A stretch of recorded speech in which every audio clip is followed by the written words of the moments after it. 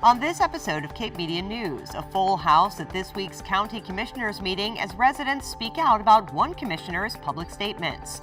An initiative to help homeless youth is underway on Cape Cod, and we take you inside the Zion Union Heritage Museum and visit the new Flashback Retro Arcade open now on Main Street in Hyannis. These stories and more, this is Cape Media News.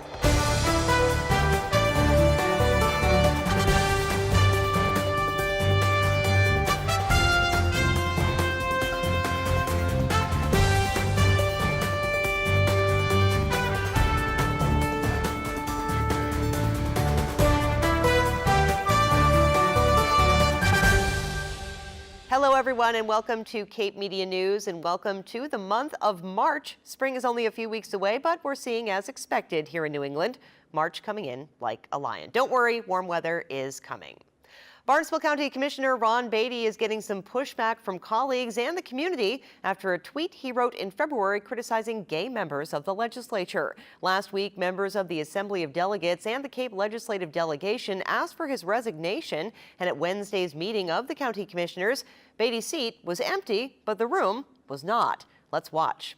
I am a gay person serving my town of Wellfleet, where I've lived for 40 years, and I am deeply offended that I could be referred to as a person that's only serving part of my town or a few of my constituents.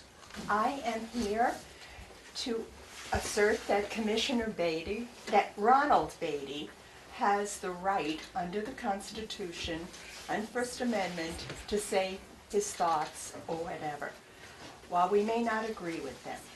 However, I ask the county commissioners to formally censure the comments that he makes with the signature commissioner, which he is, county commissioner for Barnstable County. It reflects poorly on our county and all of our people. We are in agreement that everyone has the right to speak their own piece in this country, but certainly not when they represent a constituency. I am one of those that I don't feel represented properly by someone that can say the things that he has said. I'm not going to repeat them. I'm here more particularly because I was hurt. I remember the days when I was fighting for the right to marry my husband.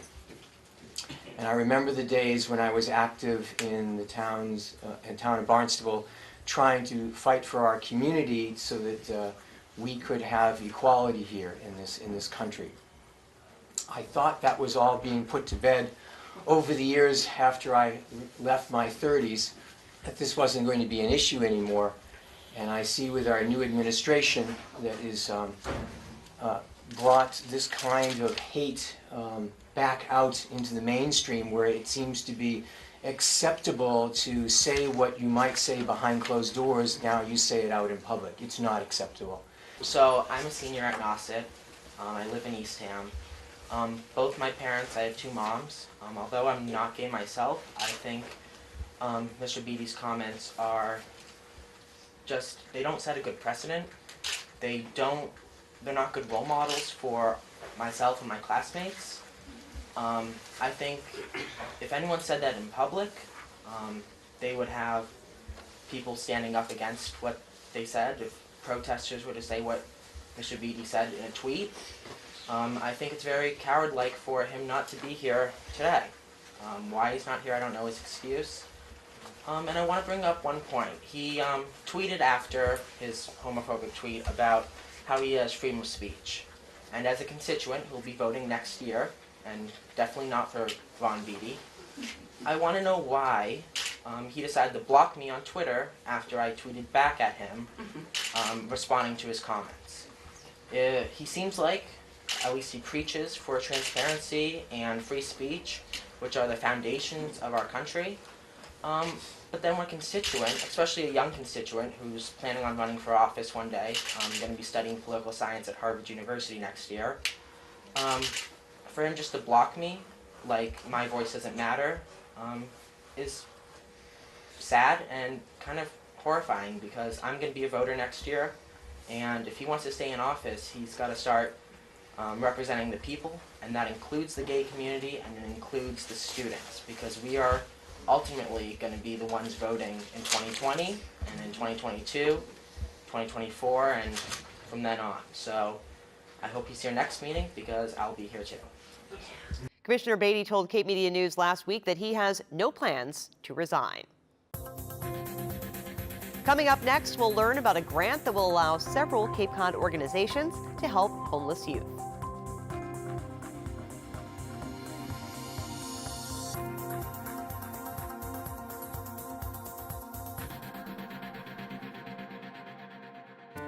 I'm Susie Frost from the American Cancer Society. The ACS attacks cancer from every angle. Join us to celebrate, remember, and fight back at our signature events here on Cape Cod. In the spring, form a team to fundraise for the Relay for Life at DY High School. Or participate in Making Strides Against Breast Cancer Walk in the fall in Barnstable Village. Visit cancer.org to sign up, donate, or volunteer. Join us in the fight today. Thank you.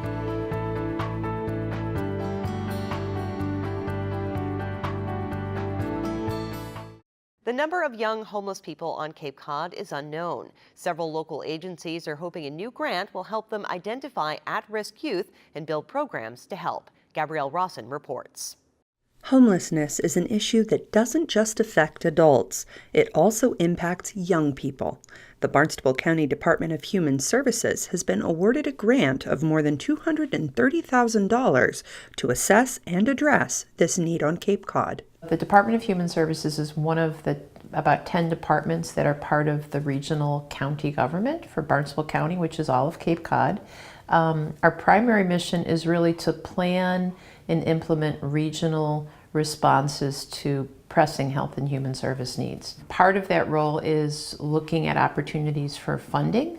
And so in that role, there was an opportunity at the state level for this particular grant, which came out of the Executive Office of Health and Human Services, specifically targeting homeless youth and young adult. The exact number of homeless youth on Cape Cod is currently unknown. We are at the beginning of a community-wide needs assessment to really understand what the needs, what's the prevalence, and what are the characteristics of these youth and young adults who may be homeless. You can imagine it's a difficult population to count. They may not be visibly homeless, they may be doubling up, or they may be sleeping in somebody's couch, or situations like that. The grant funds will be dispersed to several key organizations.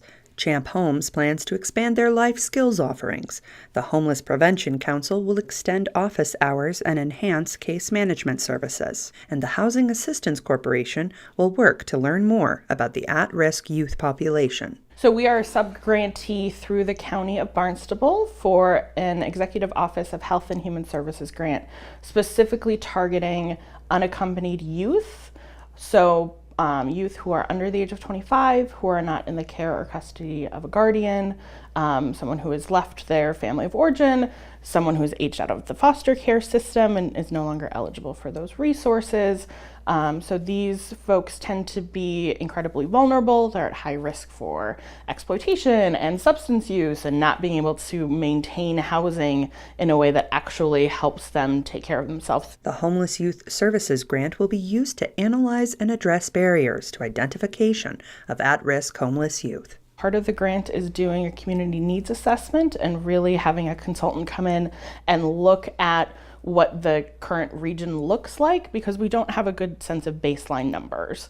We're expecting it to be larger than what we think it is, just because these folks typically have difficulty accessing resources. It's a hard system to navigate, and so it's people that we're not necessarily engaging with in a different context. Our hope, my hope, is to, once we get through this baseline needs assessment, community needs assessment process, we will have a better idea of who we're really working with, and then what strategic interventions we can fund in year 2 and beyond that will really make an impact on preventing the homelessness to begin with, And if somebody is homeless, that we're doing a really good job of engaging them and connecting them to appropriate services. The Barnstable County Department of Human Services expects to complete the baseline assessment this summer. For Cape Media News, I'm Gabrielle Rawson. We will keep you up to date on the work being done thanks to this grant. And homelessness is certainly a big issue here on Cape Cod, and for many living in the woods, it's not living, it's surviving. I met John recently while covering the Faith Family Kitchen. He invited me to learn more about the struggles he faces as a homeless man on Cape Cod.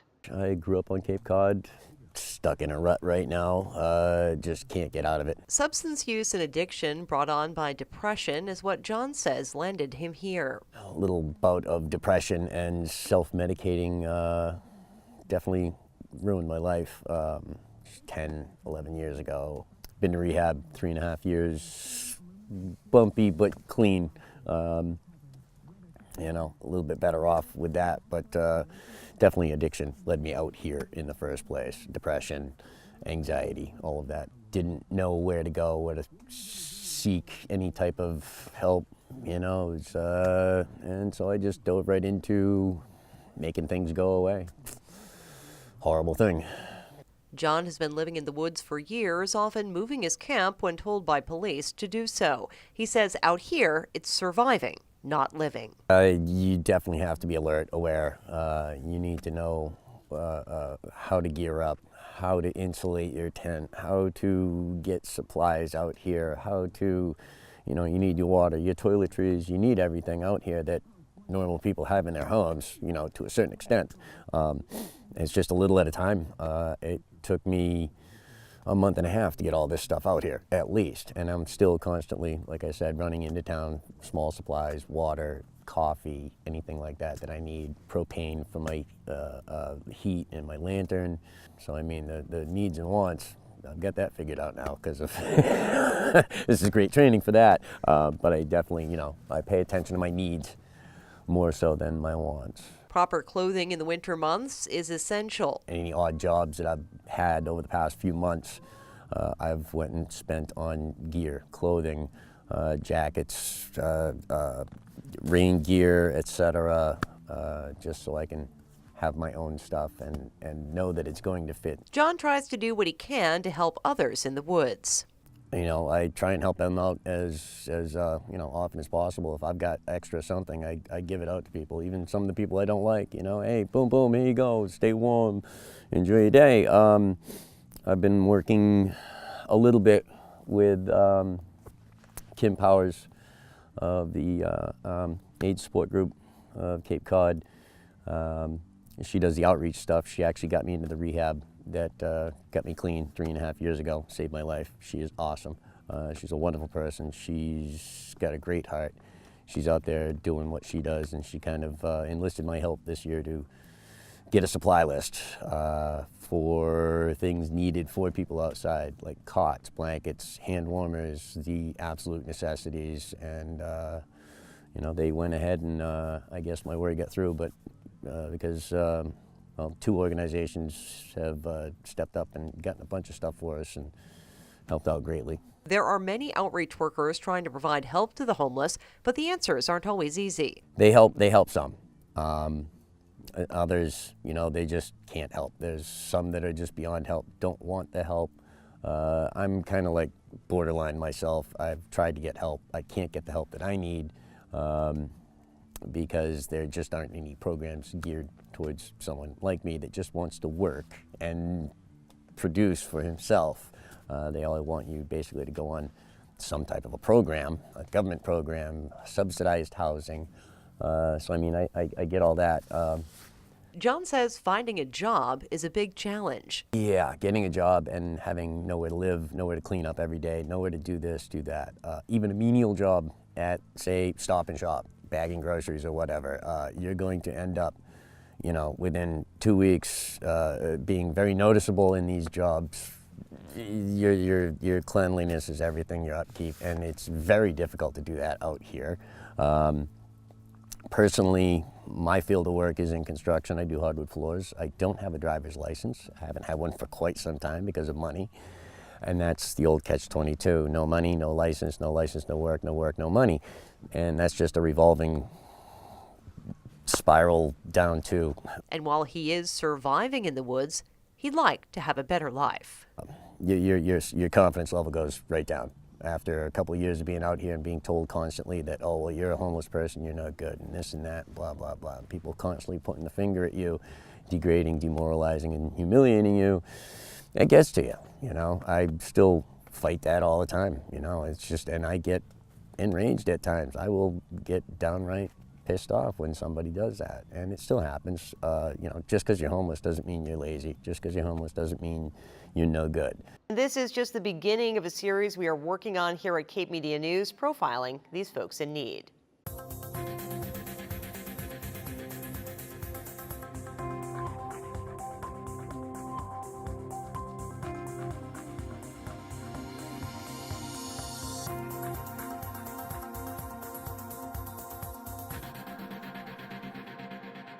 Did you know that more than half of the residents in nursing homes never have a visitor?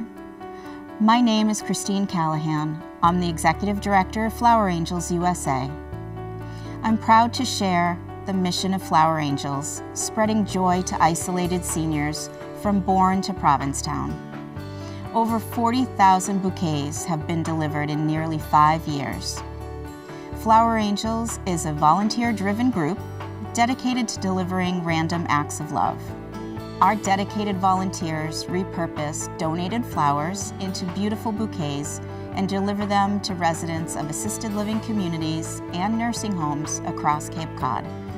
We need your support. Help us continue our mission. Please visit our website, flowerangelsusa.org, to learn how you can help. Thank you.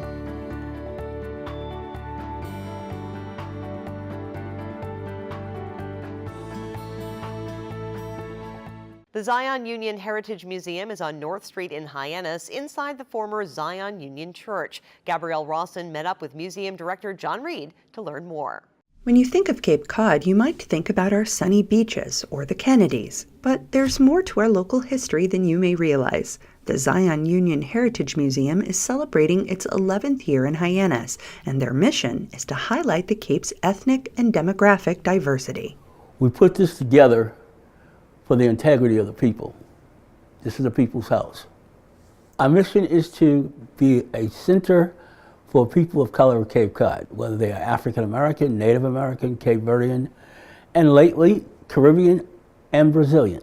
We want to be the showcase and the collector of cultural artifacts and stories, so people who live here can come in and learn about who are the other people on Cape Cod. In the display cases and on the walls, you'll find historical artifacts and the stories of many local Cape Codders. Their newest exhibit highlights Cape Cod's role during the Civil War. And this year we have the Lewis Hayden exhibit from the Commonwealth Museum in Boston. Lewis Hayden and the Underground Railroad is significant because there were places on the Cape that were part of the Underground Railroad, predominantly along Kings Highway and Route 6A. Founding members of the church were involved with local politics and raised money to send kids to college during the Civil Rights era. When they decided to move, town preservationists recognized the building's historical and cultural significance. How do you remember people? In most places, church history or church records tell of life, deaths, and marriages. We believe as community people that whole element would be lost if it moved to the other side of town. This is Main South. This is where the neighborhood was. This is where people who built this church lived. It is their heritage that we derive the name Zion Union Heritage Museum, because the heritage of the people are important and people should remember the folks who are here. This month, resident artist Sean Cassidy presents The Women of Jazz, an art series that expresses his passion for the music and the women who made it. It's quite an honor to be a part of this institution. I think its heritage, what it represents, and all that it brings to the community. There's not such an awareness to music's origins, and I just want to honor that. I try to connect the viewer and myself by playing each artist's music while I paint them. So each one is a portrayal of everything that that artist has shared with their music. Everybody has a story to tell. And who hears your story? How is your story incorporated in history? We learn from each other. We may be racially different, but culturally we are the same. America's story is also our story. And that story needs to be expanded. The Zion Union Heritage Museum is open year-round. For Cape Media News, I'm Gabrielle Rawson. And you can visit the Zion Union Heritage Museum at 276 North Street in Hyannis. An effort is underway to revitalize the east end of Main Street, Hyannis, and we are seeing some progress. Tonight, Flashback opens its doors to the public, and we got a chance to go inside. Get your quarters ready. Vintage video games are back in downtown Hyannis. Flashback is an 80s-themed barcade featuring 24 vintage video games, 80s decor, and an Asian-inspired menu. Flashbacks actually represents a growing need for people to have experiences while they're out and about. Having a new restaurant come into town onto Main Street in Hyannis is very beneficial to the area. It's good to have new restaurants coming in, brings new jobs into town, brings new vitality into town, especially this new concept of a barcade. It's the first time we've had one in town, and people are pretty excited about it. The barcade concept joins a bar with an arcade. Flashback owner Peter Kempton is hoping that nostalgia for the 1980s will draw people of all ages. People that are in their early 30s, people that are in their 30s, 40s, 50s, and even 60s that well remember playing games in those years. And have fond memories of playing into the middle of the night, or playing at the bowling alley, or playing at the pizza joint down the road afterwards. We're hoping that they can come here in an adult environment that's been recreated and play those same games in an environment that's welcome, friendly, retro, a little quirky, a little 80s. All 24 of Flashback's video games are original vintage machines. They're all original in their original cabinets, original CRT cathode ray tube screens. You've probably noticed you can buy modern versions of some of these games that attempt to recreate what happened back in the 80s, but it's just not the same. General Manager Greg Veneris brings a craft beer bar management background to Flashback. There's a lot of great bars and there's a lot of great food, but we want to kind of create one place to kind of go, have cocktails, have drinks, play some games. For the last 7 years, I've been running one of the most popular, successful beer bars, craft beer bars, gastropubs in Connecticut, in New Haven County. You know, I was looking to make a change. Me and my fiance were coming up here, and we decided we wanted to move to the Cape to be closer to her family, and just because we love it here. It's fantastic. Months of permitting, renovation, and upgrades were necessary in order to turn former Main Street mainstay Fazio's into the snazzy and bright Flashback. This has been an enormous labor of love and a spending of large amounts of money, to be quite honest with you. So we wanted it to be retro, but we also wanted it to be fresh and very current. So you can see the decision was to keep it nice and simple, blacks, grays, and let all the neon be the accent. So it has a little bit of that, both that modern feel, clean, but fun and bright. This new spot fits into the revitalization and economic development efforts currently underway in downtown Hyannis. I think this brings entertainment, brings something to do, both during the day and during the night. So it makes Hyannis a place to come, not only to see the great harbor and shop, but have some fun while you're here. Oh, I love it. It's awesome. It's just what we need.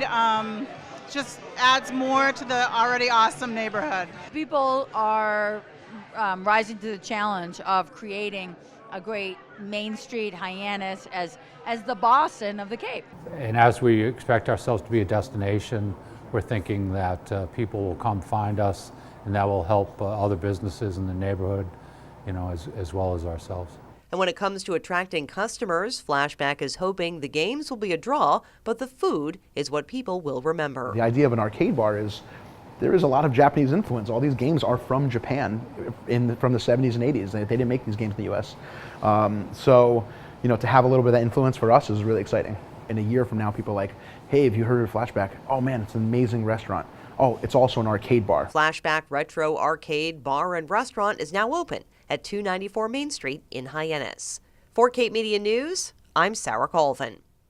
Next week on Cape Media News, we'll learn about the Future Cape Coalition working to improve housing and infrastructure on the Cape. We'll learn about Chatham Works bringing fitness and co-working space to North Chatham, and we'll visit the Cape Cod Model Railroad Club's open house. Thank you all so much for watching. You can follow us on Facebook and Instagram. For Cape Media News, I'm Sarah Colvin.